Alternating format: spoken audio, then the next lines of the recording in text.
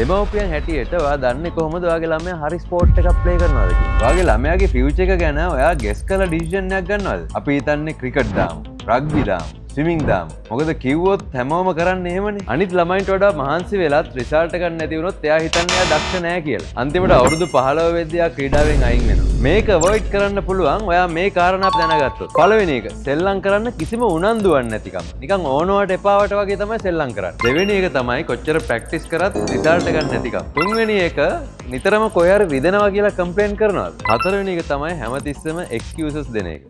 අම්මේ මගේ ඔළුව රිදෙනවා. අද නම් ප්‍රැක්ටිස් යන්න බෑ වගේ. අයියෝ මට හෝම්වර්ක් තියෙනවා අම්මේ. මම හෙට යන්නම් අද බෑ. මේ සයින්ස් වලින් පේන්නේ ඔයාගේ ළමයාගේ වැරද්දක් හෝ කම්මැලිකමක් නෙවෙයි. ඒ ක්‍රීඩාවට අවශ්‍ය ශරීර ශක්තිය ඔයාගේ ළමයාට උපදින්ම පීඩලා නැති එකයි. ඔයාගේ ළමයාගෙත් මෙන්න මේ වගේ පැටර්න් එකක් නෝටිස් වෙනවා නම් දැම්ම එයා කරන ස්පෝර්ට් එක නවත්තන්න. අන්න ඒ නිසා අපි ස්පෝර්ට් අන්ලීෂ් ටෙස්ට් එක හඳුන්වලා දුන්නේ. ස්පෝර්ට්ස් අන්ලීෂ් ටෙස්ට් එකෙන් ඔයාගේ ළමයා උපතින්ම දක්ෂ මොන වගේ ස්පෝර්ට් එකද කියලා හරියටම දැනගන්න පුළුවන්. මේ ටෙස්ට් එක වෙන්නේ රුපියල් 3500ක් විතරයි. ගෙස් කරන එක නවත්තලා අදම ඔයාගේ ළමයාට හරියන ඩිසිෂන් එකක් ගන්න.